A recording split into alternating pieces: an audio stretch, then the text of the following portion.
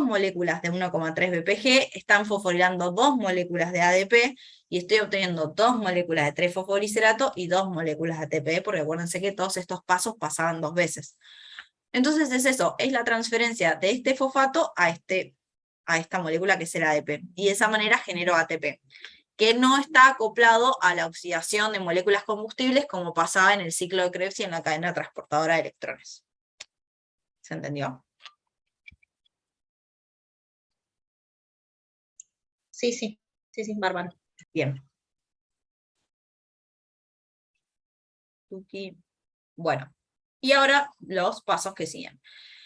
Tenemos el paso 8, 9 y 10, ¿sí? Recuerden que todos estos pasos se dan 2 veces, porque yo lo que estoy teniendo acá es 2 moléculas de cada una, pero no las dibujo 2 veces porque se vuelve re engorroso.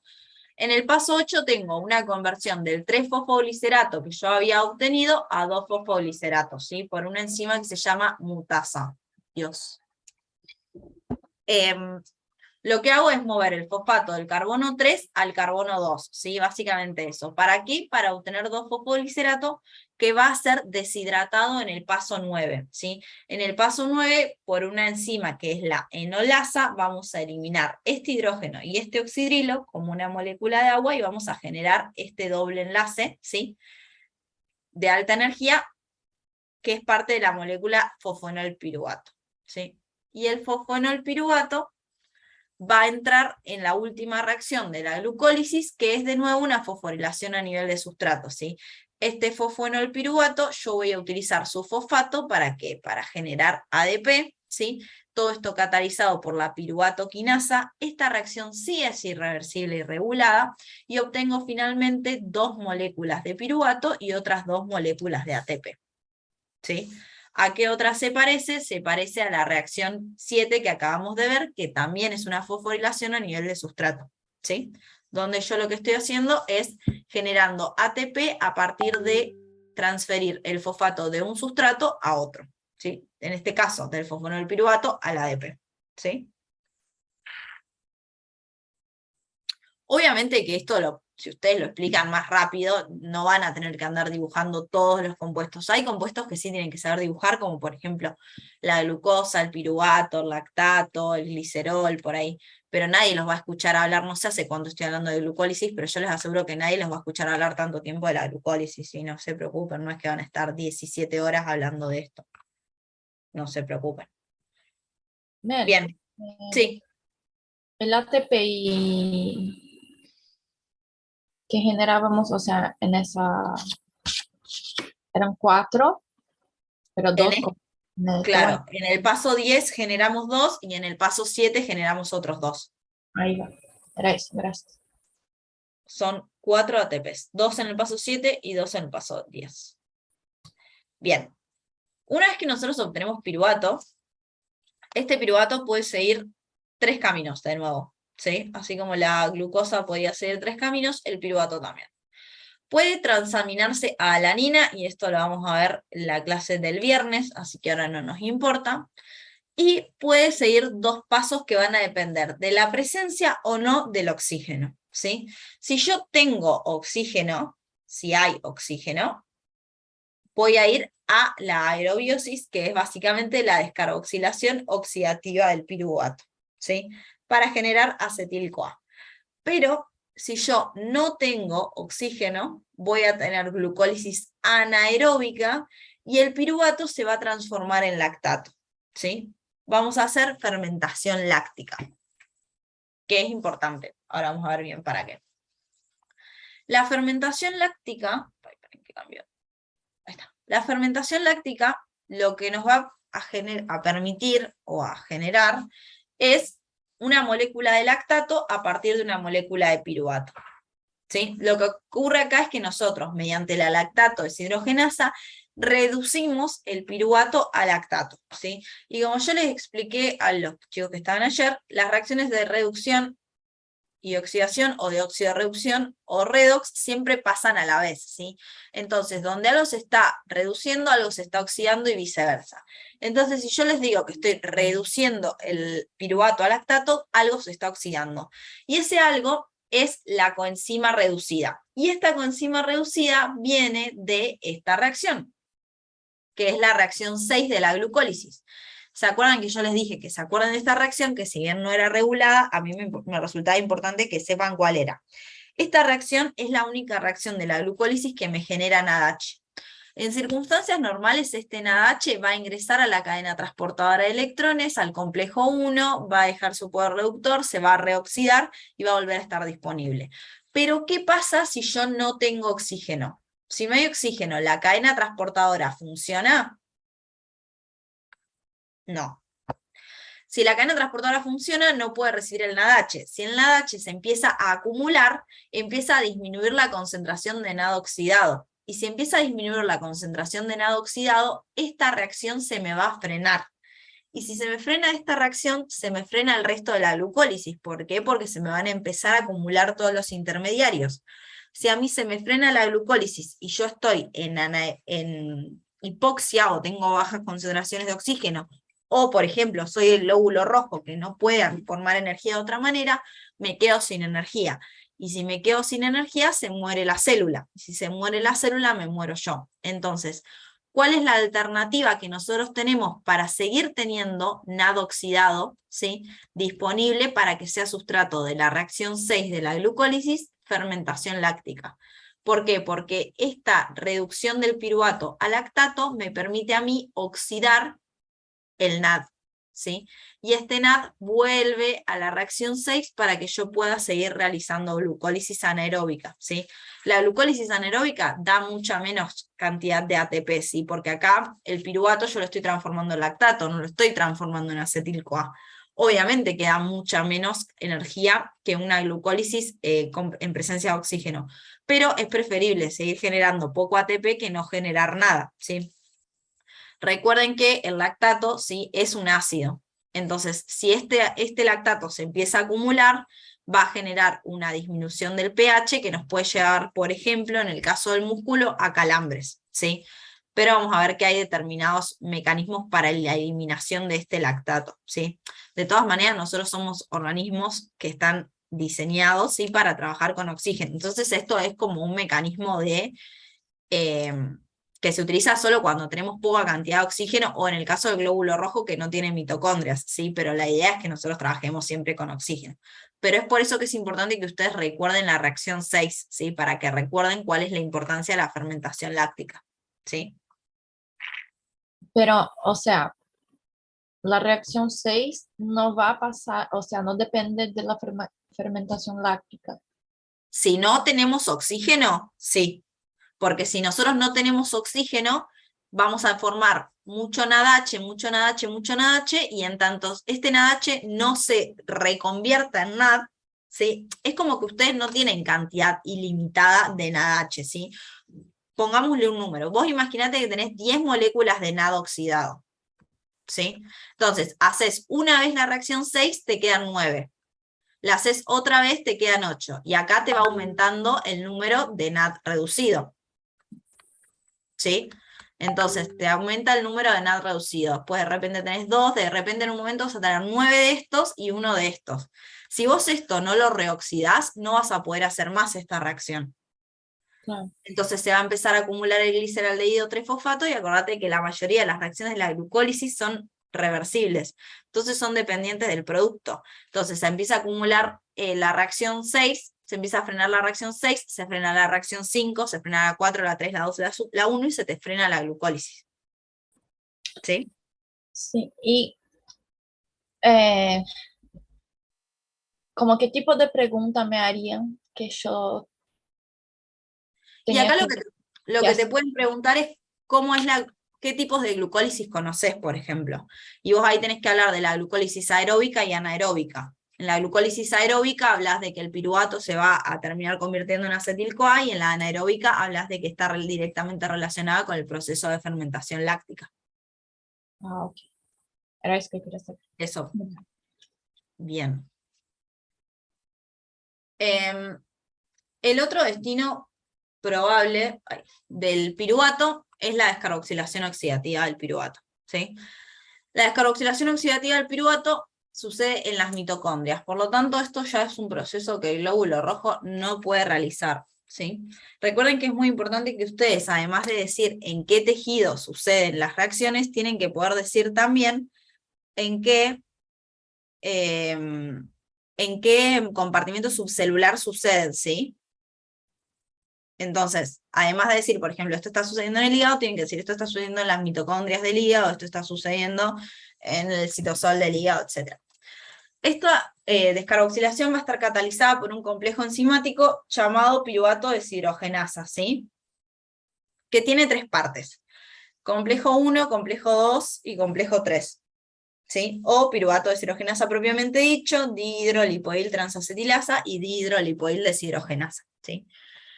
Y tiene, además de eso, distintas coenzimas. Sí, que recuerden que las coenzimas eran moléculas que ayudaban a las enzimas a funcionar, básicamente. ¿Qué vamos a tener acá? El TPP, la acil-lipoirlicina o lipoato, la coenzima A, FAD y NAD, ¿sí?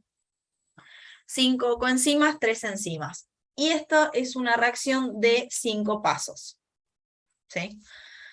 En el primer paso, esto antes de que me pregunten cuando termine, no creo que lo tengan que explicar tan en detalle. Yo se los voy a explicar paso por paso para que ustedes vean bien dónde terminan todos los carbonos y que vean que nada desaparece o aparece de la nada, ¿sí? Pero con que lo expliquen más por encima, yo creo que igual van a estar bien.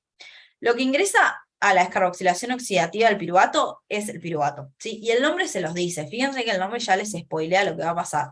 Es una descarboxilación oxidativa, o sea, del piruvato. O sea, que el piruvato se va a descarboxilar y se va a oxidar, ¿sí? Entonces, el piruvato lo primero que le pasa es una descarboxilación, ¿sí? Este grupo carboxilo lo vamos a eliminar en forma de dióxido de carbono. Se va, ¿sí?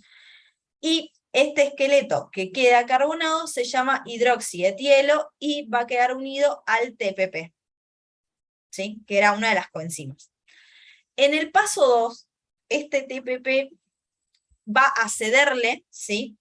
La enzima 1 en realidad es la que cataliza la reacción, pero se da la transferencia de este esqueleto carbonado que está en rojo del TPP a la acil-lipoirlicina. Y fíjense este detalle, esto para mí es mucho detalle y no lo van a tener que explicar, pero es para que ustedes entiendan. Fíjense que esta acil-lipoirlicina, o también lo pueden encontrar como lipoato, que es esta molécula que está dibujada en celeste, que yo se las voy a dibujar acá un poco más grande, como para que lo vean un poco. No tienen que saber dibujar esto, así que no. Esto es la acil-lipoirlicina o el lipoato. Fíjense que tiene este puente disulfuro, ¿sí? Y este puente disulfuro le da la característica de poder tener 3 estados, ¿sí? O está oxidada, como en este caso, o está semi-reducida, ¿sí? Que es cuando tenemos uno de sus azufres está reducido y el otro no, y completamente reducida cuando ambos azufres están reducidos, ¿sí? Entonces, en el paso 2, TPP le cede el esqueleto carbonado a la lipoirlicina, ¿sí? Y fíjense que este azufre se va a reducir y el otro azufre queda unido al resto del esqueleto, ¿sí? En el paso 3, lo que pasa es que este esqueleto se libera, ¿sí? Queda suelto y se une a la coenzima A, ¿sí? Y recuerden ustedes que la coenzima A siempre tiene un grupo sulfidrilo, entonces este hidrógeno del grupo sulfidrilo va a pasar a ocupar el espacio en el azufre que dejó libre el esqueleto. Entonces, ¿qué obtenemos nosotros? Un acetil-CoA con el esqueleto carbonado que venimos arrastrando desde el piruvato, más la coenzima A y la lipoirlicina o lipoato completamente reducido, ¿sí? Y acá ya obtenemos lo que nosotros queríamos, que era el acetil-CoA. Pero, ¿qué pasa? Si yo dejo este lipoato, la lipoirlicina, completamente reducido, no va a El estar Rubius te está oxidado, y buscando. yo lo necesito oxidado para poder volver a hacer el proceso. Entonces, en los últimos 2 pasos de la descarboxilación oxidativa, lo que yo hago es quitarle estos hidrógenos al lipoato, se los doy primero al FAD, y después se los da al NAD, este NAD va a la cadena transportadora de electrones y yo finalmente obtengo de nuevo la lipoirlicina oxidada lista para otra descarboxilación oxidativa del piruvato, ¿sí? Probablemente estén con caras de confusión. No los puedo ver, pero lo supongo, porque es un tema horrible. Yo se los expliqué así en detalle para que ustedes vean, no es que yo crea que ustedes son bobos o algo por el estilo, pero es para que puedan seguir bien las moléculas y vean lo que está pasando. A la hora de explicarlo, ustedes lo pueden simplificar, pueden decir que el piruvato primero se descarboxila, queda el esqueleto carbonado unido a una coenzima en la enzima 1, ese esqueleto carbonado después pasa a otra coenzima que es el lipoato y queda semi-reducida, después ese esqueleto carbonado se libera, se une a la coenzima A y la coenzima acil lipoilicina queda completamente reducida, o sea, lo pueden hacer mucho más rápido. La idea de explicarlo paso por paso es que ustedes puedan ver lo que está dibujado, lo puedan seguir, y después lo van simplificando mientras ustedes van afinando el discurso, ¿sí? Pero lo que pasa es eso. ¿Qué es lo importante de esto? Que se forma acetil-CoA, dióxido de carbono y NADH, ¿sí? Ahora, ese acetil-CoA que se forma, algo que les pueden preguntar sobre todo si van a rendir el final o van a rendir el integrador, los que les pueden preguntar son destinos probables de ese acetil-CoA que se formó, ¿sí? Y si yo les pregunto, ¿a dónde puede ir este acetil-CoA? Me jugaría el sueldo que ustedes lo primero que dicen es ciclo de Krebs. Porque sí, tipo acetil-CoA, ciclo de Krebs, perfecto. Y está bien, pero acuérdense que no es el único destino probable del acetil-CoA, ¿sí? Acuérdense que, dependiendo de la situación metabólica en la que estemos, ese acetil-CoA también puede ir a, por ejemplo, síntesis de ácidos grasos, ¿sí? O también puede ir a síntesis de cuerpos cetónicos, ¿sí? Entonces, al principio está bien estudiar todas las vías por separado y todos los metabolismos por separado, porque si no es un bardo estudiarlo todo. Pero ya en esta instancia de final o de integrador, sea lo que sea que tienen que dar, hay que tratar de integrar porque es lo que van a buscar los profes, ¿sí? Entonces, cada vez que ustedes puedan relacionar un tema con otro, hagan el esfuerzo de hacerlo porque les va a facilitar el estudio, ¿sí? Al final. Bien. ¿Alguna duda de descarboxilación oxidativa? Probablemente 17 millones. ¿Alguna duda que yo pueda resolver ahora? ¿Que quieran que vuelva a explicar algún paso?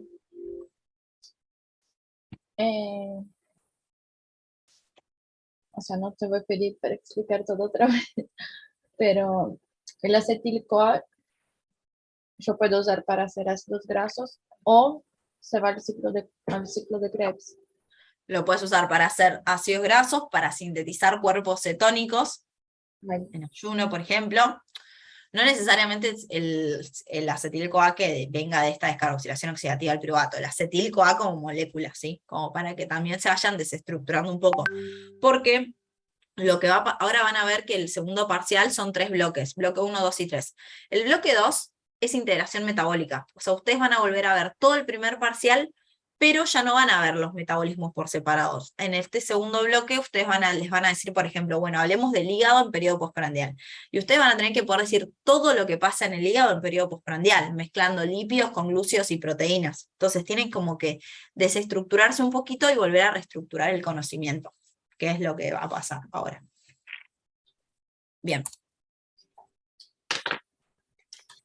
Seguimos. Recuerden que cualquier cosa me pueden preguntar después, no se preocupen. Ahora vamos a la gluconeogénesis, ¿sí? La gluconeogénesis, no se la confundan, por favor, con la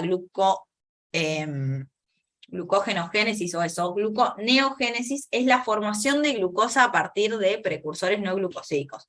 Y ojo con esto, porque si ustedes están hablando en el parcial o en el final o en lo que sea, y quieren hablar de la gluconeogénesis, y se confunden y dicen glucogenogénesis, yo entiendo que para ustedes no pasa nada porque ustedes creen que dicen como, ay, era obvio que quería decir gluconeogénesis, pero literalmente he conocido gente que la han desaprobado por equivocarse con eso.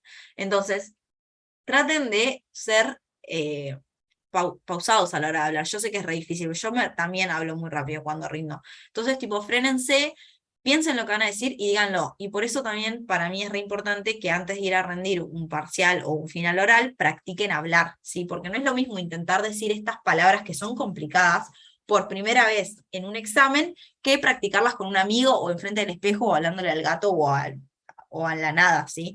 Traten de hablar, amíguense con estas palabras, ¿sí? Porque son palabras que son complicadas. gluconeogénesis y glucógenogénesis se parecen, ¿sí? Y más con los nervios, entonces traten de amigarse con la oralidad, sobre todo si tienen un examen oral, claramente no. Entonces, la gluconeogénesis es la vía inversa de la glucólisis. Y esto parece una boludez, pero yo lo voy a explicar porque después puede ser que no lo entiendan. Es literalmente la vía inversa. Vieron que nosotros vimos la glucólisis recién que tenía 10 pasos, ¿sí? 6, 7, 8, 9 y 10. Bueno, la gluconeogénesis es lo mismo, pero al inverso, ¿sí? Entonces, vamos a tener también 10 pasos, ¿sí? Del 1 al 10. Pero el paso 1 de la glucólisis va a ser el paso 10 de la gluconeo. El paso 2 de la glucólisis va a ser el 9 de la gluconeo. El 3 el 8, el 4 el 7, el 5 el 6, el 6 el 5 y así. Es literalmente la vía inversa. ¿Por qué esto nos importa? Porque si nosotros en la glucólisis vimos 10 reacciones y de esas 10 reacciones solo había 3 irreversibles, que eran la 1, la 3 y la 10, nosotros vamos a ver ahora en la gluconeogénesis también 10 reacciones, pero solo vamos a tener que estudiar 3, ¿sí? ¿Por qué? Porque el resto van a ser reversibles y van a ser tal cual las de la glucólisis. Entonces, las reacciones de la gluconeogénesis que nosotros tenemos que estudiar son la 1, la 8 y la 10. ¿Sí? Las que corresponden a las reacciones irreversibles de la glucólisis, ¿sí? Bien, la gluconeogénesis se va a dar en situación de ayuno en el hígado, principalmente un 10% en el riñón, pero principalmente en el hígado, ¿sí? Y se forma glucosa a partir de lactato, alanina o glicerol, ¿sí? Y estas 3 reacciones son las que vamos a estudiar, que las pueden llamar así por el número, o las pueden llamar rodeo 1, rodeo 2 y rodeo 3. Es lo mismo. No pasa nada si les dicen una u otra manera, es lo mismo. Bien. El primer paso de la gluconeogénesis es la conversión de piruvato a fosfonolpiruvato. Acuérdense que la reacción 10 de la glucólisis era la conversión de fosfonolpiruvato a piruvato. Entonces ahora estamos viendo la reacción inversa. ¿Por qué la tenemos que estudiar? Porque como era una reacción reversible, cambian las enzimas, ¿sí? Entonces, esta reacción es una reacción que se va a dar en 2 pasos, ¿sí? Que van a estar catalizados por 2 enzimas distintas, ¿sí? La primera reacción, que es la formación de piruvato, la transformación de piruvato a oxalacetato, va a estar catalizado por la piruvato carboxilasa, ¿sí? Y la segunda reacción, que es de oxalacetato a fosfonolpiruvato, va a estar catalizado por la fosfonolpiruvato carboxiquinasa, ¿sí? O acá las tienen escritas más bien. Entonces, lo primero que pasa es la condensación o la unión de bicarbonato y piruvato catalizado por la piruvato carboxilasa y obtenemos oxalacetato. Y este oxalacetato, después con gasto de GTP, lo transformamos en fosfonolpiruvato. ¿Cuál es la única vuelta rara, extraña o tal vez a tener en cuenta que tiene esta reacción? Es que nosotros vamos a tener el piruvato lo vamos a transformar a oxalacetato dentro de la mitocondria, porque es donde se encuentra la piruvato carboxilasa, ¿sí? Y ahí no pasa nada, tenemos oxalacetato y tenemos oxalacetato. Y ahí tenemos 2 situaciones posibles, ahí está. Dependiendo de qué, de la expresión de la enzima, ¿sí? Esto no tiene nada de malo, o sea, no es una cosa ni mejor ni peor, ¿sí? La enzima, la fosfonolpiruvato carboxiquinasa puede estar dentro de la mitocondria o puede estar fuera. Si está dentro de la mitocondria, no pasa nada, porque el oxalacetato se transforma en fosfonolpiruvato y el fosfonolpiruvato sale de la mitocondria y continúa la gluconeogénesis. Ahora, ¿qué pasa si la fosfonolpiruvato carboxiquinasa está afuera de la mitocondria? El oxalacetato no puede salir de la mitocondria como tal. Entonces se vuelve un poco más largo el proceso. ¿Por qué?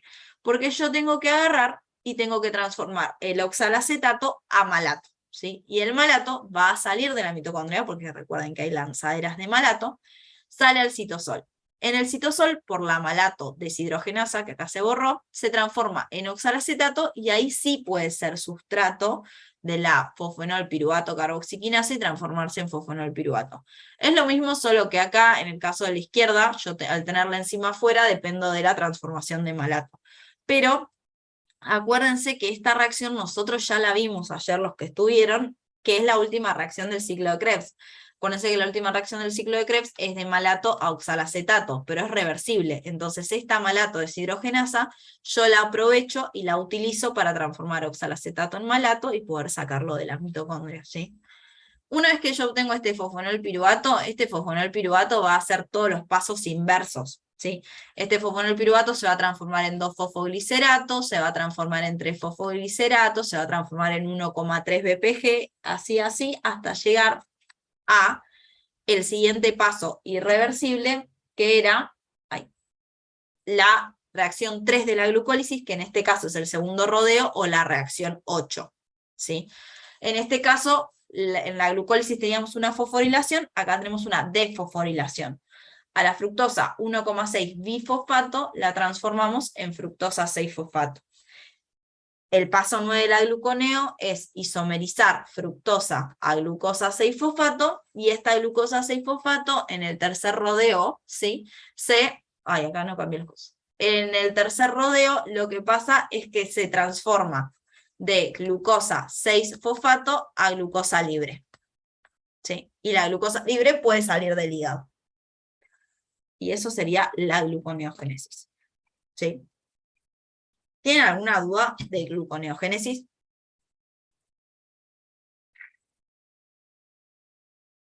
Bien.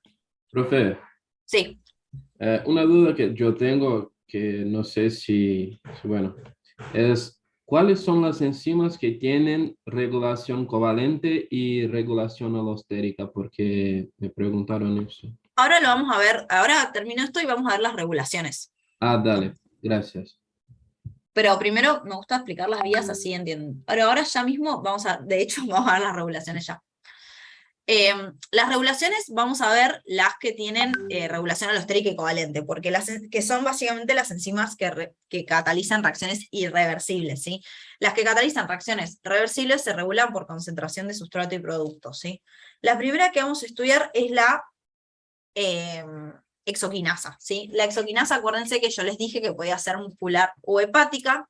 Muscular, a mí no me gusta mucho decirle muscular porque es como que solo el músculo. Es mejor, igual así están los libros, es mejor decirle extrahepática, ¿sí?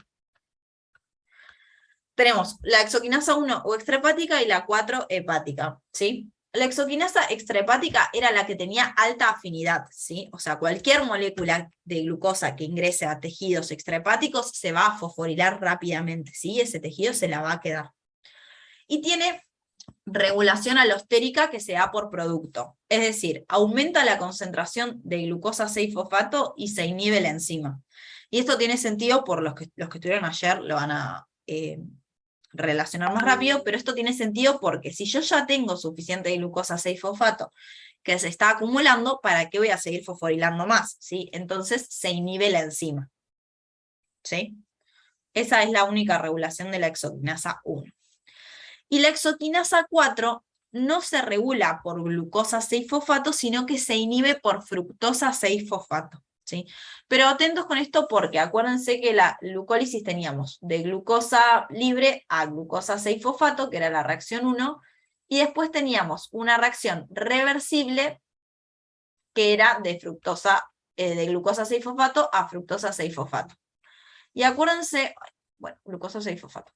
Y acuérdense que cuando yo aumento la concentración de fructosa 6-fosfato, que es lo que está pasando acá, ¿sí? Si ya aumenta la concentración de fructosa 6-fosfato, el equilibrio de la reacción va a tender a ir hacia la formación de glucosa 6-fosfato. Entonces tiene sentido que el aumento de la fructosa 6-fosfato me inhiba a la producción de más glucosa 6-fosfato, ¿sí? Esa es la regulación alostérica de ambas exoquinasas.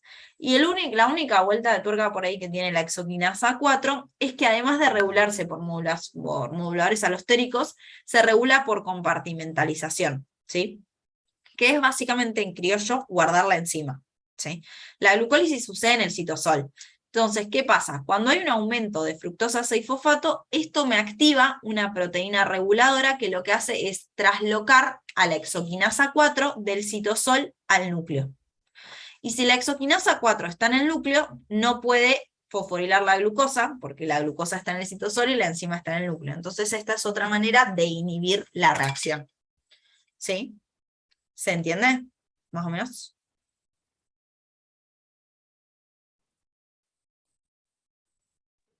Sí, sí, se entiende. Bien. Sí, sí, se entendió. Perfecto. Vamos ahora con la más complicada, la más complicada de todas. Esta es la regulación para mí más complicada de todo el parcial, ¿sí? De todo el cuatrimestre, diría yo. Es la regulación de la fosfofructoquinasa 1, que era la enzima más importante de la glucólisis, ¿sí? Tenemos moduladores positivos y moduladores negativos, ¿sí? Tiene regulación de tipo alostérica. Vamos a tener dentro de los moduladores negativos ATP, citrato y protones, ¿sí? Todos estos compuestos son indicadores de alta carga energética, ¿sí? O en el caso del citrato, de alta funcionamiento del ciclo de Krebs. O sea, si está trabado, si se me acumula citrato es porque el ciclo de Krebs está trabado, porque probablemente ya tenga energía, entonces, ¿para qué voy a seguir haciendo glucólisis? Que lo único que va a hacer es darme piruvato, que lo único que va a hacer es transformarse en acetil-CoA, que lo único que va a hacer es trabarse en el ciclo de Krebs. Entonces, como vimos ayer, y yo repito bastante, la célula es bastante rata con todo su material, entonces, para no gastarlo al pedo, digamos, lo que va a hacer es frenar el gasto, ¿sí? Entonces, para frenar la glucólisis, para que esa glucosa se pueda ir a otra vía, por ejemplo, a la glucogenogénesis, a almacenar. Por otro lado, tenemos los moduladores positivos. Tenemos el AMP. El AMP es un compuesto que determina baja carga energética. Entonces, si yo tengo poca energía, es bastante obvio que lo que va a pasar es que la célula va a intentar generar más. ¿Cómo genera más? Activando la glucólisis, ¿sí? ¿Cómo activo la glucólisis? Activando las enzimas reguladoras. Entonces, AMP se une a la fosfofructoquinasa 1 y la activa. Y después tenemos la fructosa 2,6 bifosfato, que acá empieza el quilombo. La fructosa 2,6 bifosfato no es la fructosa 1,6 bifosfato, ¿sí? O sea, esta fructosa 1,6 bifosfato es producto de otra reacción, ¿sí? La fructosa 2,6 bifosfato se sintetiza a partir de fructosa 6-fosfato, pero catalizado por una enzima que es la enzima bifuncional, ¿sí? O la fosfofructoquinasa 2, ¿sí? Que esa es el problema principal de esto, ¿sí? ¿Cuál es? Que ahora nosotros tenemos que ver la regulación de esta enzima, que es la enzima bifuncional, o la fosfofructoquinasa 2, fructosa 2,6 bifosfatasa, que es una enzima que no forma, eso es importante, no forma parte de la glucólisis, pero que ayuda en su regulación, ¿sí? Entonces sí es importante que entendamos cómo funciona. Bien. Y acá vamos con esto, vamos de a poco. La enzima bifuncional, primero concentrémonos acá abajito. La enzima bifuncional es una enzima que tiene dos funciones, ¿sí? Tiene una función quinasa y una función fosfatasa, ¿sí? La función fosfatasa desfosforila y la función quinasa fosforila, ¿sí? Bien, ahora, esto es blanco o negro, ¿sí? O funciona la parte quinasa o funciona la parte fosfatasa, ¿sí? Si funciona la quinasa, no funciona la fosfatasa, y si funciona la fosfatasa, no funciona la quinasa, ¿sí? Bien. Ahora, ¿qué es lo que a nosotros nos interesa de esto? Es aprender cuándo va a estar activa la parte quinasa y cuándo va a estar activa la parte fosfatasa. Bien. Ahora, esta enzima bifuncional se regula de manera covalente, ¿sí? ¿Qué significa? Que mediante el agregado o la eliminación de grupos fosfatos, yo voy a activar o inhibir a esta enzima, ¿sí? Bien. Entonces, ¿cómo es que ustedes se van a dar cuenta cuando esta enzima va a estar activa o va a estar inactiva? ¿Sí? Porque yo les puedo decir, bueno, cuando está fosforilada, ¿qué parte está activa? Y ustedes me van a decir, qué sé yo, y está bien porque es un quilombo entenderlo. Pero si ustedes logran entender esto que yo les voy a explicar despacito, van a ver que es bastante más simple de lo que parece, ¿sí? Si no lo entienden, frénenme y lo volvemos a ver, porque una vez que entiendan esto van a decir, ah, y van a ver que va a ser un antes y un después. ¿Qué tienen que saber de esto para entender lo que está pasando? Primero, esto que les expliqué recién, que o funciona la parte quinasa o que funciona la parte fosfatasa. Y por otro lado, tienen que saber que quien se va a fosforilar es siempre la parte quinasa, ¿sí? Y acá lo que tenemos que ver es, ¿qué pasa cuando la parte quinasa está fosforilada? ¿Y qué pasa cuando la parte, fosforilada? ¿Y qué pasa cuando la parte quinasa está desfosforilada, ¿sí? Cuando está fosforilada, ¿está activa o inactiva? Cuando está desfosforilada, ¿está activa o inactiva? Y es lo que vamos a ver ahora. Y para ver esto, vamos a hacer como vamos a retrotraernos a el tema de transducción de señales, cuando vimos transducción de señales de glucagón, ¿sí? ¿Se acuerdan cuando vimos transducción de señales de glucagón? Los que lo vieron conmigo o los que lo vieron solos, ¿se acuerdan que teníamos el receptor acoplado a proteína GS de glucagón? ¿Sí? El glucagón es una hormona que es hiperglucemiante, ¿sí? Se libera en ayuno, entonces podemos situarnos, imaginarnos en una situación de ayuno. Aumenta las concentraciones de glucagón y ese glucagón se va a unir al receptor acoplado proteína GS. Receptor acoplado proteína GS le pasa la información a la proteína GS, se dimeriza en beta y gamma y alfa por otro lado. Alfa intercambia GDP por GTP y el complejo GTP-alfa me activa a la enilatociclasa, ¿sí? La enilatociclasa, ¿qué hacía? Era una enzima que me transformaba ATP en AMP cíclico. ¿Y el AMP cíclico qué era? Era un segundo mensajero que se iba a unir a la PK, sí, que era una quinasa. ¿Y qué hacían las quinasas? Fosforilaban. En este caso, ¿a quién va a fosforilar esta quinasa? A la enzima disfuncional, ¿sí? Fosforila a la parte quinasa. Y más allá de que lo están viendo en el dibujo, piensen esto. Yo les pregunté, cuando la quinasa estaba fosforilada, ¿cuál de las dos funciones de la enzima disfuncional creen que va a estar activa? ¿La quinasa o la fosfatasa? Piensen lo siguiente. Si yo voy a fosforilar a la quinasa en ayuno, ¿no?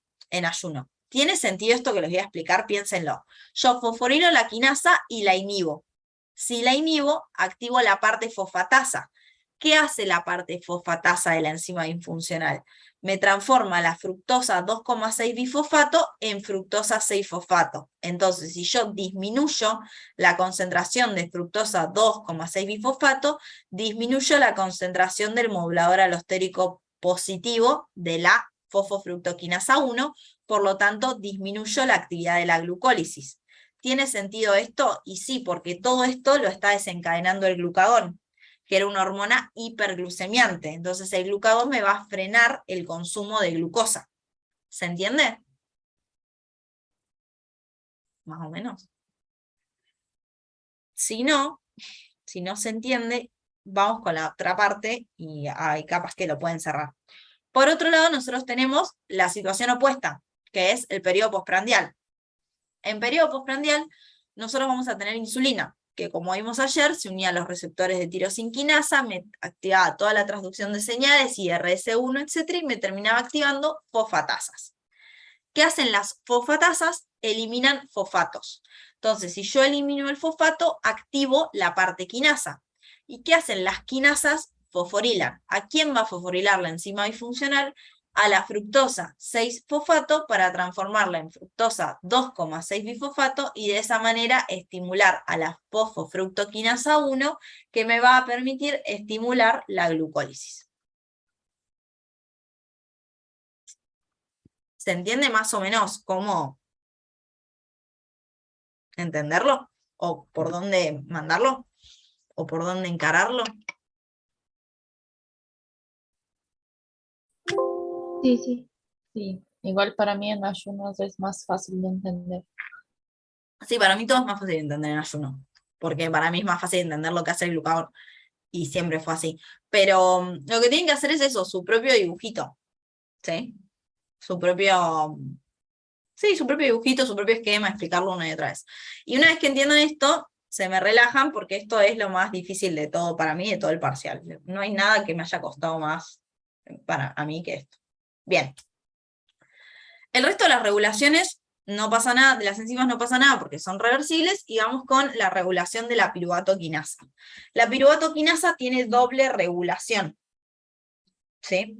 Tiene regulación alostérica y tiene regulación covalente. La regulación alostérica vamos a tener moduladores positivos y moduladores negativos. Los moduladores positivos van a ser la fructosa 1,6 bifosfato, ¿sí? Que era producto de la reacción 3, ¿sí?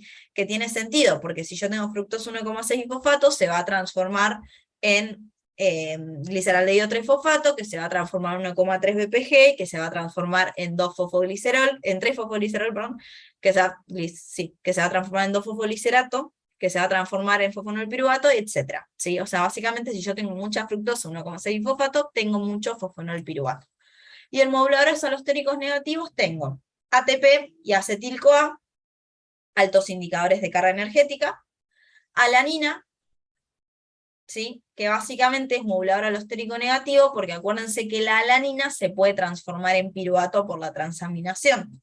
Entonces, tener alanina significa que podemos tener altas cantidades de piruvato, también me frena la acción de la piruvatoquinasa y los ácidos grasos de cadena larga, porque recuerden que cuando nosotros los beta oxidamos obtenemos acetil-CoA, ¿sí? Además de toda esta regulación, tenemos la regulación covalente, ¿sí? Y cuando hablamos de regulación covalente, siempre hablamos de lo mismo, ¿sí? Hablamos de glucagón e insulina activando fosfatasas o quinasas, ¿sí? Entonces, en este caso, el glucagón se une a su receptor, activa la dilatociclasa, aumenta la AMP cíclico, se activa la PK fosforilada la piruvatoquinasa y la inhibe. ¿Y qué hace la insulina? Cuando hay insulina, activa las fosfatasas que la van a desfosforilar para activarla. Entonces la piruvatoquinasa fosforilada está inactiva y la piruvatoquinasa desfosforilada está activa. ¿Sí? Siempre vuelvan a la transducción de señales para entender las regulaciones covalentes. Bien. Y después de la regulación de la gluconeogénesis, es básicamente, de la piruvato deshidrogenasa, es regulación covalente, ¿sí? Vamos a tener factores que activen a la enzima quinasa que la fosforila y la inactiva, y factores que activan a una fosfatasa que la inhibe, ¿sí? Porque la activa por desfosforilación, perdón. Entonces, ¿qué es lo que va a activar a esta quinasa? El aumento de la relación NADH, o sea, NAD reducido, NAD oxidado, la presencia de acetil-CoA y la presencia de ATP. O sea, básicamente indicadores de alta carga energética. Activan a la quinasa, inhiben a la PDH. Todo lo que inhiba a la quinasa, ADP y piruvato, inhibe a la quinasa, inhibe la fosforilación, inhibe la activación, la permanece activa. Y todo lo que active la fosfatasa, aumento de calcio, y la insulina vía la transducción de señales, me van a activar a la fosfatasa y me van a activar a la PDH. ¿Por qué el calcio en el músculo? Porque acuérdense que el calcio es indicador de contracción muscular, entonces lo que hacíamos era buscar generar ATP para completar la contracción muscular. Y dentro de los moduladores negativos vamos a tener acetil-CoA y NADH, ¿sí? Que son moduladores alostéricos negativos, porque acuérdense que son productos, ¿sí? de la reacción. Entonces, siempre que nosotros tengamos exceso de producto, vamos a frenar la reacción. ¿Se entendió? Más o menos. Esta es más por ahí más simple que la otra. Bien.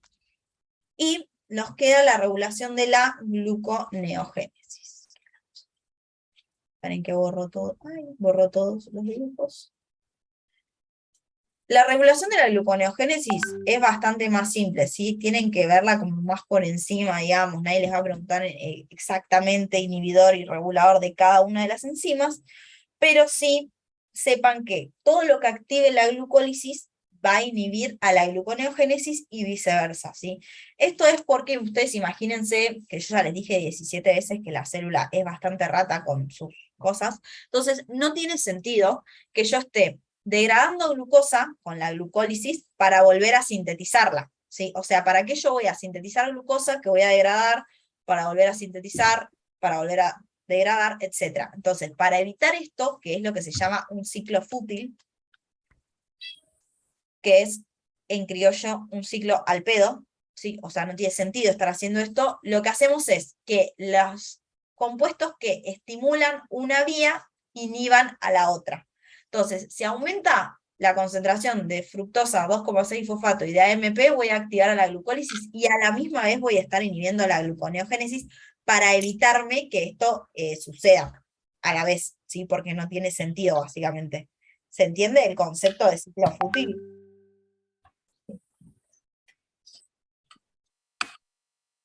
Bien. Eso es la regulación de la gluconeogénesis. Nadie nunca le ha hecho mucho hincapié en eso, así que no se preocupen. Como que sepan esas cosas están bien. Bien, vamos con la parte de glúcidos 2. En glúcidos 2 vamos a tener síntesis y degradación de glucógeno y vía de las pentosas fosfato. ¿Sí? El metabolismo del glucógeno, lo primero que tienen que saber es que es el glucógeno, sí, que es un polisacario que está compuesto por muchas glucosas, ¿sí? Muchas D-glucosas, y que está formado por dos tipos de enlaces. Vamos a tener los enlaces glucosídicos alfa 1,4, que son estos que son lineales, y los enlaces glucosídicos alfa 1,6, que son estos que generan ramificaciones, ¿sí? Se llaman así porque indican el número de carbonos que se están uniendo, ¿sí? Fíjense que en esta molécula de glucosa nosotros tenemos el carbono 1, el 2, el 3, el 4, el 5 y el 6. En esta tenemos el 1, el 2, el 3, el 4, el 5 y el 6. Y en esta acá tenemos el 1, el 2, el 3, el 4, el 5 y el 6. En este enlace nosotros tenemos la unión del carbono, de los carbonos 1 y 4, y acá tenemos la unión de los carbonos 1 y 6. ¿Sí? 1 y 4, 1, 4 lineal, 1, 6 ramificación. ¿Sí?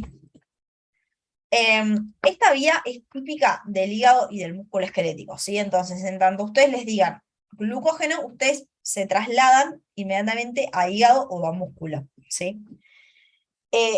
Este glucógeno va a estar en forma de gránulos intracelulares, ¿sí? Y va a estar en estos gránulos intracelulares vamos a tener todas las enzimas necesarias para la síntesis y la degradación. Que es importante que sepan de la molécula del glucógeno, además de esto de los enlaces, que tenemos un solo extremo reductor, que es este, que es como donde nace la molécula de glucosa, y tenemos dos extremos no reductores, muchos extremos no reductores, que terminan en estos oxidrilos. Y esto es fundamental, ¿por qué? Porque tanto las enzimas de la síntesis como de la degradación del glucógeno se van a unir a estos extremos no reductores para poder seguir sintetizando, degradando la molécula de glucógeno. Entonces, mientras más extremos no reductores tengamos nosotros, mayor cantidad de puntas tenemos para que siga la síntesis o la degradación. Entonces aumentamos la velocidad de los procesos con esto. ¿Sí? Bien. Entonces, otra pregunta que les pueden hacer es ¿por qué almacenamos glucógeno y no otras moléculas? Bien. Almacenamos glucógeno y no otras moléculas primero porque es una reserva energética de glucosa. ¿Sí? Directamente glucosa, o sea, es como que nosotros podemos agarrar e ir separando monómeros de glucosa para ir utilizando. El glucógeno no crea problemas osmóticos, cosa que la glucosa sí hace, ¿sí? Porque si nosotros empezamos a guardar de repente glucosa en el hepatocito, por ejemplo, o en el miocito, va a empezar a ingresar agua y va a explotarnos el hepatocito o el miocito. Entonces, para ahorrarnos ese problema, guardamos glucógeno que no genera problemas osmóticos. Y además es una fuente rápida de glucosa, porque ahora vamos a ver que el proceso de degradación del glucógeno es bastante rápido en comparación a otros. Versus que además de guardar solo la glucosa versus las grasas, porque ustedes van a decir, ¿por qué no almacenamos grasas? Sí almacenamos grasas en el tejido adiposo, pero ¿qué pasa con las grasas? O con los triacilglicéridos. Se movilizan más lento, y eso lo vamos a ver mañana. Vamos a ver que la lipólisis seguida de la beta-oxidación, que es lo que nosotros tenemos que hacer para obtener energía a partir de ácidos grasos, es un proceso mucho más lento, ¿sí?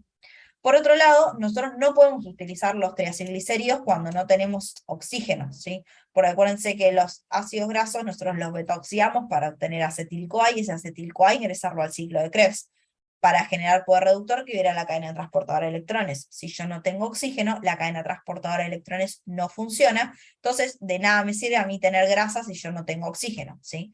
O, por ejemplo, si yo soy un glóbulo rojo. Y por otro lado, no son sustratos gluconeogénicos para mantener la glucemia. Una de las funciones del glucógeno es que nosotros podamos liberar glucosa para regularizar la glucemia, ¿sí? De esa manera mantenernos en los niveles normales de glucosa, que es lo que estamos buscando, ¿sí? Por todo eso, nosotros almacenamos glucógeno y no otra cosa.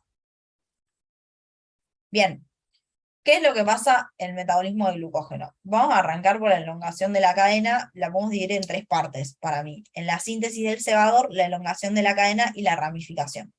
Vamos a arrancar por la elongación de la cadena. En la elongación de la cadena, el primer paso es la glucosa que ingresó a la célula, la fosforilamos. Y fíjense que este paso que les estoy marcando acá arriba de glucosa a glucosa 6-fosfato es exactamente el mismo paso que vimos al principio de la glucólisis, ¿sí? La misma enzima, todo. Acá va a depender si es hexoquinasa 1 o 4, si estamos hablando del metabolismo de glucógeno en hígado o en músculo, pero este paso es el mismo. Una vez que yo obtengo glucosa 6-fosfato por una enzima que se llama fosfoglucomutasa, que es una isomerasa básicamente, vamos a mover el fosfato del carbono 6 al carbono 1, ¿sí? Entonces paso de tener glucosa 6-fosfato, glucosa 6-fosfato, perdón, a glucosa 1-fosfato, ¿sí? Y esta glucosa 1-fosfato se va a unir a un compuesto que se llama UTP, ¿sí? Que es como un ATP, pero con uridina, ¿sí? Entonces, lo que vamos a hacer es unir esta uridina con este fosfato, con esta glucosa y este fosfato. Fíjense los colores. Este fosfato rosado y este fosfato negro con la uridina quedan en este compuesto, que es la glucosa UDP, ¿sí? O glucosa activada. Y estos dos fosfatos se van a eliminar en forma de pirofosfato, y lo que utilizamos acá es la ruptura de este enlace para generar la energía suficiente para poder unir las dos partes, ¿sí? Obtenemos UDP glucosa. Esta UDP glucosa es el sustrato de la glucógeno sintasa, que es la enzima reguladora de la síntesis de glucógeno, ¿sí? Entonces, esta glucógeno sintasa lo que hace es unir esta molécula de glucosa utilizando la energía que se genera de liberar esta UDP glucosa para unirla a una molécula ya existente de glucógeno. O sea, lo que hace la glucógeno sintasa es sintetizar nuevos enlaces alfa 1,4, ¿sí? Y seguir elongando la cadena. Pero, ¿qué pasa acá? Dos cosas. Primero, que la glucógeno sintasa solo hace enlaces alfa 1,4 y acá nos estarían faltando los enlaces alfa 1,6.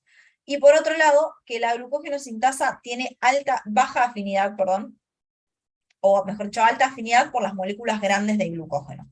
Entonces no puede agarrar dos glucosas y unirlas. Y esto es un problema, porque yo ya les dije que las cosas no aparecen por generación espontánea en la célula. Entonces, ¿de dónde sale el cebador? ¿Sí? Tenemos que resolver esos dos problemas. ¿De dónde sale el cebador y cómo genero las ramificaciones? Y obviamente que para hacer todo eso yo voy a necesitar otras enzimas. Para ramificar, no se complicaron mucho acá. La enzima que utilizamos es la enzima ramificante. La enzima ramificante lo que hace es, una vez que nosotros generamos, ¿sí?, una molécula de glucógeno lo suficientemente larga, vamos a romper uno de los enlaces alfa 1,4 y vamos a agarrar esta que está acá en celeste, ¿sí?, este fragmento de 7 glucosas, y lo vamos a unir más atrás mediante un enlace alfa 1,6. De esta manera yo ahora tengo dos extremos no reductores por los cuales puedo unir más glucógeno sintasa y seguir alargando las cadenas, ¿sí? La idea de ramificar el glucógeno es esa, obtener cada vez más extremos no reductores para poder acelerar el proceso, ¿sí? Esto lo hace la enzima ramificante. Y el cebador lo vamos a obtener a partir de una enzima que se llama glucogenina. La glucogenina es una enzima que tiene la capacidad de autoglucosilarse. Es decir que ella misma puede agarrar hasta 8 moléculas de UDP glucosa e ir uniéndoselas a sí misma. Cuando forma un cebador que ya tiene 8 moléculas de glucosa, o sea, un glucógeno de 8 glucosas de longitud, eso ya puede ser, me sale leído, pero puede ser captado si tiene la suficiente longitud como para que la glucógeno sintasa pueda unírsele y empezar a sintetizar esos enlaces alfa 1,4, ¿sí? Entonces, cronológicamente el orden sería, la glucogenina me sintetiza el cebador. Una vez que yo ya tengo el cebador, la glucógeno sintasa me empieza a unir, acá se ve mejor. La glucogenina me empieza a sintetizar el cebador. Una vez que yo ya tengo el cebador, la glucógeno sintasa me empieza a elongar la cadena, y una vez que yo ya tengo la cadena lo suficientemente larga, aparece la enzima ramificadora que me empieza a generar los enlaces alfa 1,6 para tener ramificaciones y así poder acelerar el proceso, ¿sí? ¿Se entendió esto? Más o menos. Sí, entendió. Bien.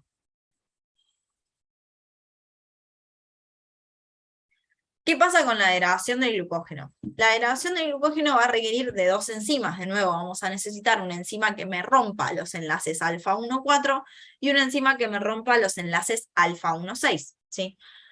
Los enlaces alfa 1,4 van a estar, se van a degradar o se van a romper, mejor dicho, por una enzima que es la glucógeno fosforilasa, ¿sí? La glucógeno fosforilasa tiene doble función.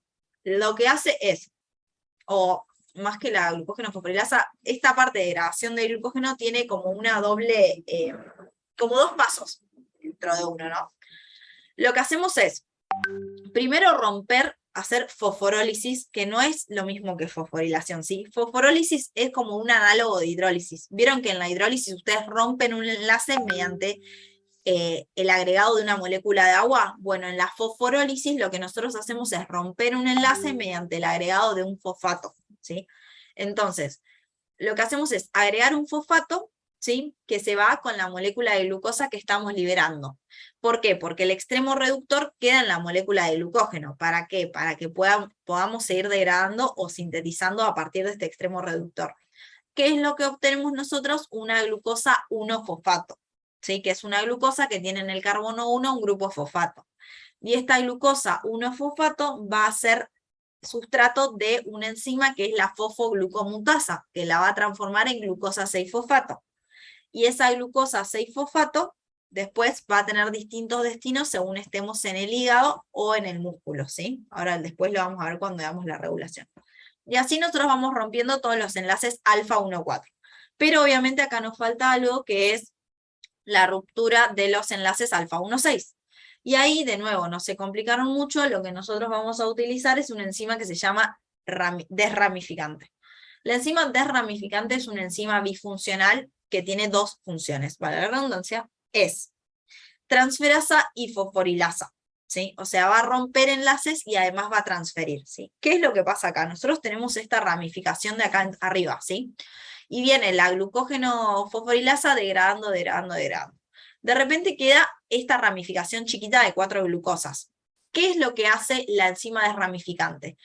Va a transferir estas 3 glucosas a otra rama del glucógeno, ¿sí? Dejando solamente esta glucosa que está unida por un enlace alfa 1,6.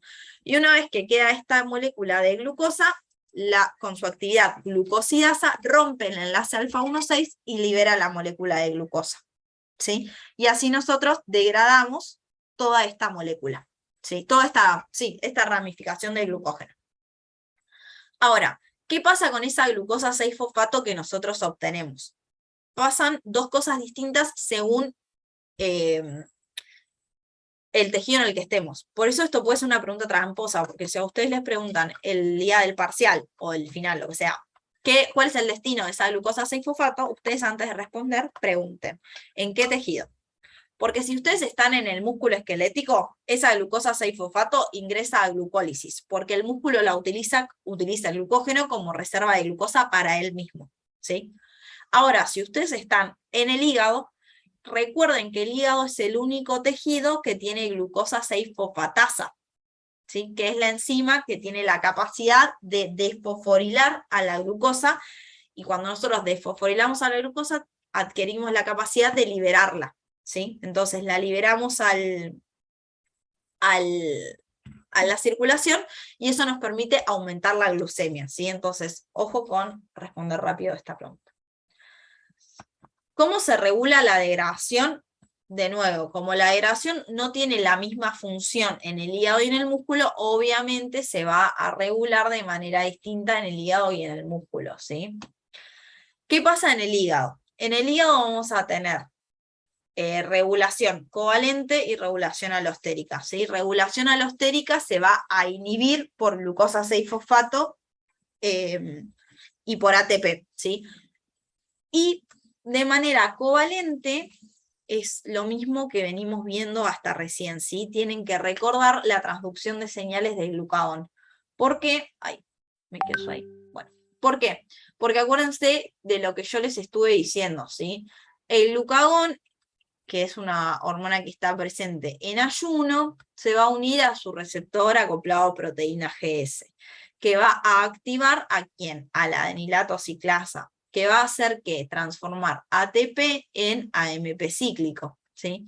¿Y qué es el AMP cíclico? Un segundo mensajero que activa ¿a quién? A la pKa. ¿Y qué va a hacer la pKa en este caso? Fosforilar a alguien. ¿A quién? Va a fosforilar a una enzima que se llama glucógeno fosforilasa quinasa, ¿sí? Activándola. ¿Qué hace la glucógeno fosforilasa quinasa? Fosforila activando a la glucógeno fosforilasa que empieza a hacer ¿qué? Degradar glucógeno, ¿sí? Entonces volvemos siempre a este proceso de la transducción de señales, y por eso es un TP muy importante, porque si no después no entienden las regulaciones. Entonces, la regulación covalente se da en el hígado, se da por fosforilación de la glucógeno fosforilasa quinasa, que me fosforila y activa a la glucógeno fosforilasa, ¿sí? Eso por un lado. Y después, por el otro lado, tenemos a la regulación de la degradación en el músculo, ¿sí? En el músculo no sucede lo mismo, porque recuerden que el músculo no tiene receptores para el glucagón, ¿sí? Entonces el ayuno, la liberación de glucagón al músculo le pasa por encima. Entonces, ¿cuándo nosotros vamos a activar a la glucógeno fosforilasa? Por ejemplo, cuando aumenten los niveles de calcio, ¿sí? ¿Y cuándo aumentan los niveles de calcio? Cuando, por ejemplo, quiero hacer contracción, ¿sí? ¿Y qué es lo que hace este calcio? Se va a unir, se une a una subunidad de calmodulina que tiene la glucógeno fosforilasa quinasa, ¿sí? La glucógeno fosforilasa quinasa con unión de calcio se activa. Y una vez que está activada, ¿qué hace? Lo mismo que la otra hepática, fosforila a la glucógeno fosforilasa y de esta manera la activa, ¿sí? Entonces, ambas glucógeno fosforilasas, tanto hepática como muscular, se activan por fosforilación. Pero en el músculo, ¿sí? Sucede por calcio, y en el hígado sucede directamente por el glucagón, ¿sí? Por eso les digo que sobre todo en la degradación es muy importante que ustedes pregunten o les digan en qué tejido están hablando. Bien. Y la síntesis se da por se regula, mejor dicho, por la glucógeno sintasa, ¿sí? La glucógeno sintasa se regula por se me fue la palabra. Regulación alostérica y modificación covalente. La modificación covalente, volvemos a lo mismo que venimos viendo hace bastante tiempo. Cuando yo estoy en ayuno, ¿sí? Voy a tener glucagón. El glucagón, ¿qué hace? Se une a su receptor acoplado a proteína GS, y lo que hace es activar la enilatociclasa. La enilatociclasa transforma ATP en AMP cíclico, el AMP cíclico se une a la pKa fosforila proteína. ¿Qué fosforila en este caso? Fosforila a la glucógeno sintasa quinasa 3. La glucógeno sintasa quinasa 3, ¿qué es lo que hace? Fosforilar, sí, glucógeno sintasa quinasa. Fosforila le agrega 3 fosfatos a la glucógeno sintasa, es decir, la fosforila, ¿sí?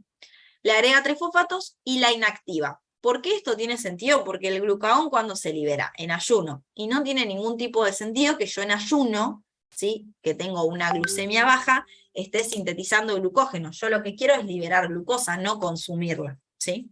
Entonces, vamos a inhibir la síntesis de glucógeno, por un lado. ¿Qué pasa después? En periodo postprandial yo tengo insulina. ¿Qué es lo que me hace la insulina? Me activa las fosfatasas. ¿Qué hace la fosfatasa? Dos cosas. Por un lado, me desfosforila a la glucógeno sintasa y me la activa, ¿sí? Por desfosforilación. Y por otro lado, también me desfosforila a la glucógeno sintasa quinasa. Entonces, no solo que me activa a la enzima, sino que me inhibe la inhibición. Porque si yo tengo inactiva esta enzima, no puedo volver a fosforilarla. Entonces me aseguro de que se quede desfosforilada y por lo tanto activa, ¿sí? Entonces me activa la enzima y además me inhibe la inhibición. Bien. Y ya vamos con el último tema, que es la vía de las pentosas fosfato, que es para mí uno de los temas más divertidos del parcial. La vía de las pentosas fosfato suele presentar dificultades porque no responde tanto al ayuno y al periodo postprandial como veníamos viendo, sino que responde más bien a las necesidades de la célula. Entonces, para mí la manera más fácil de estudiarla es estudiar la vía, tipo entender la vía y después ver cómo puede funcionar para responder a los requerimientos de las células, ¿sí? Es una vía que se encuentra en el citosol de todos los tejidos, ¿sí? Pero está principalmente activa en aquellos tejidos que sintetizan lípidos y en los eritrocitos, ¿sí? Pero es una vía que la encontramos nosotros presente en todas las células. Bien, tiene dos fases, ¿sí? Tiene una fase que es oxidativa, irreversible y reguladora, que es esta que tienen acá arriba, que es la transformación de nuevo de glucosa a 6-fosfato, y esta de glucosa a 6-fosfato la obtuvimos a partir de ¿qué? De la fosforilación de la glucosa. Recuerden que yo les dije que la fosforilación de la glucosa era clave en el metabolismo de la glucosa y que lo íbamos a ver en todas las vías. Entonces, la glucosa primero la fosforilamos, y esta glucosa a 6-fosfato, vía una serie de reacciones, cuya enzima más importante es la glucosa 6-fosfato deshidrogenasa, obtenemos ribulosa 5-fosfato, ¿sí? ¿Qué es importante que sepan de esta fase irreversible y reguladora? Que lo que vamos a obtener es ribulosa 5-fosfato, que después vamos a poder transformar en cilulosa o en ribosa, y que además generamos NADPH. Y ojo con esto, porque NADPH, pH no es lo mismo que NADH, ¿sí?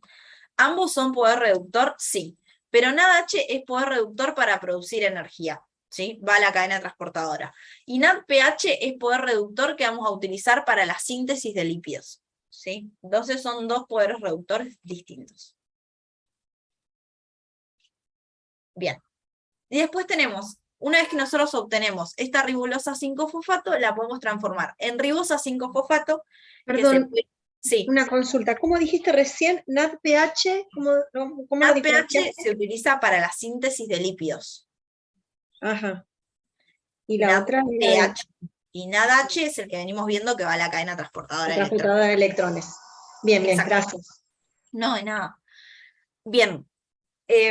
Una vez que nosotros obtenemos ribosa 5-fosfato o cilulosa 5-fosfato por isomerización, ambos pueden entrar a la siguiente fase, que es la fase reversible y no regulada, que es una fase de interconversión de monómeros. Y acá, antes que se me haga un bardo, yo les voy a hacer un dibujo. Lo que pasa acá es lo siguiente: a la fase reversible y no regulada de la vía de las pentosas fosfato van a entrar 3 pentosas, ¿sí? Vamos a tener 1, 2, 3, 4, 5, ¿sí? Acá, váyanme porque se va a poner un poco lento, pero para que lo entiendan. 1, 2, 3, 4, 5, y otra pentosa distinta, ¿sí? Ay, esperen que cambie de color. Otra pentosa distinta. Esperen que... 1, 2, 3, 4, 5. A partir de estas 3 pentosas que yo tengo, ¿sí? Que son moléculas de 5 carbonos cada una, yo voy a obtener 2 hexosas y una triosa, ¿sí? Por una serie de 3 pasos, que van a estar catalizados por 2 enzimas distintas.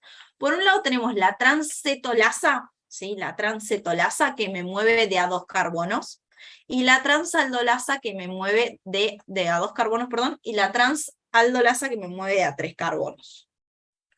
¿Sí? Entonces, el primer paso yo utilizo la transcetolasa. ¿Y qué es lo que yo voy a hacer en el primer paso? En el primer paso yo voy a mover estos 2 carbonos naranjas de acá del final, acá. ¿Sí? Ese es el primer paso. Yo moví 2 carbonos y me queda una molécula de 7 carbonos, de 7 carbonos, que es esta, y una de 3, que es lo que vemos acá, 3 y 7, ¿sí? 3 y 7. El segundo paso va a estar catalizado por la transaldolasa, que me mueve de a 3 carbonos, ¿sí? ¿Qué me mueve? Me va a mover un carbono de los rojos para abajo y estos 2 naranjas de acá. ¿Sí? Pues me movía de a 3, ¿se acuerdan? Entonces, ¿a mí qué me queda? Me queda una molécula de 4 carbonos, y una molécula de 6 carbonos, ¿sí? 6 carbonos y 4 carbonos. Y en el último paso vuelvo a utilizar la transcetolasa y lo que yo voy a hacer es mover 2 carbonos, ¿sí? Voy a mover estos 2 carbonos acá. Claramente acá no aparecen más. Y a mí así me queda finalmente una molécula de 6 carbonos, 1, 2, 3, 4, 5, 6, otra de 6 carbonos, 1, 2, 3, 4, 5 y 6, y una de 3 carbonos. ¿Sí? Esto puede hacerse como lo mostré yo, o de esta manera nosotros podemos volver los pasos para atrás y obtener 3 pentosas, y eso es súper importante que lo entiendan, si es un proceso que es reversible. Bien.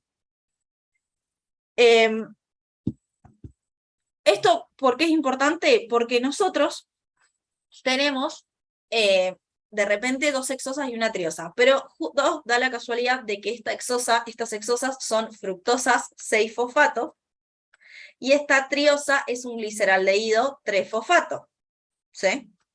Que, spoiler, aparecen en qué 2 vías que nosotros vimos hace un ratito, glucólisis y gluconeogénesis. Entonces esto ya les da la pauta de que la vía de las pentosas fosfato está altamente integrada con esas 2 vías, ¿sí? Y esto es fundamental para que ustedes entiendan cómo es que van a funcionar las modalidades, ¿sí? Bien. La regulación de la vía de las pentosas fosfato antes de ver las modalidades es bastante simple, ¿sí? Se regula por la glucosa 6-fosfato deshidrogenasa, que era una enzima que participaba de las primeras fases, ¿sí? De la fase oxidativa, ¿sí? Y es muy simple la regulación. Yo necesito NADPH, puedo activar la fase oxidativa. No necesito NADPH, no puedo activar la fase oxidativa. Y ahora capaz parece complejo, pero es muy simple. ¿Cuándo voy a necesitar NADPH? Cuando esté sintetizando lípidos. ¿Sí? Básicamente. Ahora lo vamos a ver bien. Entonces, a partir de eso, se despegan las 4 modalidades de la vía de las pentosas fosfato. Las modalidades son maneras que tiene la vía de funcionar. Y para entenderlas bien, lo que ustedes tienen que hacer primero es entender la vía, que es lo que vimos recién, y a partir de eso decir qué me pide cada modalidad y cómo yo puedo hacer funcionar la vía de las pentosas fosfato para que me dé eso que yo estoy necesitando, ¿sí? Entonces, la modalidad 1 se da en células que están en división activa. Como están en división activa, están necesitando replicar el ADN. Y yo para replicar mi ADN, ¿qué necesito? Ribosa 5-fosfato, ¿sí? Para sintetizar nucleótidos. Entonces, ¿cómo hago yo para obtener ribosa 5-fosfato? Podría utilizar la fase oxidativa y obtener ribosa 5-fosfato. Pero acuérdense que no puedo porque yo no necesito NADPH. Entonces no puedo activar la fase oxidativa. Entonces, ¿qué hago? Hago glucólisis, genero fructosa 6-fosfato y gliceraldehído 3-fosfato, que es una hexosa, ¿sí? De 6 carbonos, y una triosa de 3 carbonos, y lo meto a la fase reversible, ¿sí? A la interconversión de monosacáridos, ahí está, no me salió. Y obtengo ribosa 5-fosfato que voy a llevar a la síntesis de nucleótidos, ¿sí? En la modalidad 2, yo tengo células que están necesitando, acá me quedó mal copiado esto. Lo que yo estoy necesitando acá son células que además de estar sintetizando ADN, están creciendo. Y si están creciendo, están sintetizando membranas. Y si están sintetizando membranas, están sintetizando lípidos. Entonces, yo necesito NADPH y ribosa 5-fosfato. Entonces, acá yo sí puedo a la glucosa 6-fosfato meterla en la fase oxidativa y genero NADPH para la biosíntesis de lípidos, y ribulosa 5-fosfato que transformo en ribosa 5-fosfato y obtengo los nucleótidos para la síntesis de nucleótidos. Y después tenemos la modalidad 3, y la modalidad 4. En la modalidad 3 yo solo requiero NADPH porque estoy sintetizando muchos lípidos. Entonces, ¿qué hago? Sí o sí, fase oxidativa, obtengo NADPH, obtengo ribulosa 5-fosfato, y esa ribulosa 5-fosfato, ¿qué hago? La meto en la fase no oxidativa, ¿sí? Para obtener gliceraldehído 3-fosfato y fructosa 6-fosfato, y eso lo vuelvo a meter en la gluconeogénesis. ¿Para qué? Para volver a obtener glucosa 6-fosfato. ¿Para qué? Para poder volverla a meter en la fase oxidativa y obtener mucho NADPH, porque a mí lo que me interesa es obtener mucho NADPH. Y finalmente, en la modalidad 4 yo necesito tanto NADPH como ATP. Entonces, ¿qué es lo que voy a hacer? A la glucosa 6-fosfato la voy a meter en la fase oxidativa, genero este NADPH, que es el que yo necesitaba, obtengo ribulosa, que transformo en ribosa, que entra en la fase no oxidativa, ¿sí? Genero fructosa 6-fosfato y gliceraldehído 3-fosfato, que los voy a meter en la glucólisis. ¿Para qué? Para sintetizar ATP, que es básicamente lo que yo necesito, porque necesitaba ATP y NADPH, ¿sí? Y esas son las 4 modalidades de la vía de las pentosas fosfato. Y algo más que deberían saber de la vía de las pentosas fosfato es que es muy importante que se den el citosol. ¿Por qué? Porque si se dan el citosol significa que el glóbulo rojo puede utilizar esta vía. ¿Y por qué a mí me importa que el glóbulo rojo pueda utilizar esta vía si ustedes dirán no puede sintetizar lípidos? Y están en lo correcto. ¿Qué le pasa al glóbulo rojo? No tiene organelas, entonces no puede cuidar sus membranas si reciben algún daño, ¿no? Entonces, además de esto, además de que está totalmente descuidado el glóbulo rojo, está en constante contacto con oxígeno, porque están transportando oxígeno. Y ustedes saben que la presencia constante de oxígeno me puede generar especies reactivas del oxígeno, que son nocivas, ¿sí?, para el glóbulo rojo. Si nosotros tenemos especies reactivas del oxígeno, generan compuestos que dañan las membranas, como el glóbulo rojo no puede resintetizar sus membranas, se muere. Como no queremos que el glóbulo rojo se muera, utiliza el glutatión. ¿Qué es el glutatión? Es este compuesto que ustedes ven acá, que lo que hace es reducir las especies reactivas del oxígeno a agua. Y con el agua está todo bien. ¿Qué pasa una vez que el glutatión se oxida para reducir el agua? Queda oxidado. Y si queda oxidado, no puede estar reducido. Entonces, ¿cómo yo vuelvo a reducir el glutatión? Gracias al NADPH, ¿sí? Utilizo este NADPH que le da estos hidrógenos al glutatión, y así el glutatión puede seguir cuidando, por así decirlo, al glóbulo rojo para que no se dañen sus membranas, ¿sí? Es por esto que también es importante la vía de las pentosas fosfatos en el eritrocito. Bien. ¿Se entendió más o menos vía de las pentosas fosfato? Es un tema medio complejo, pero bueno. Sí, se entendió re bien. Sí, se entendió, sí. Bien. Y con eso Tengo terminamos. que leer. Cualquier duda que tengan, igual acuérdense, la pueden mandar por mail, por Instagram o por... sí, por mail o por Instagram. Capaz que tarde un poco en contestarles porque, bueno, nada, estoy preparando parciales y eso, pero nada, si me mandan cualquier duda que tengan, no tengo problema en contestar. Buenísimo. Bien. Nada, y los que quieran mañana vemos lípidos, que también es medio largo, pero bueno, vamos a hacer lo posible.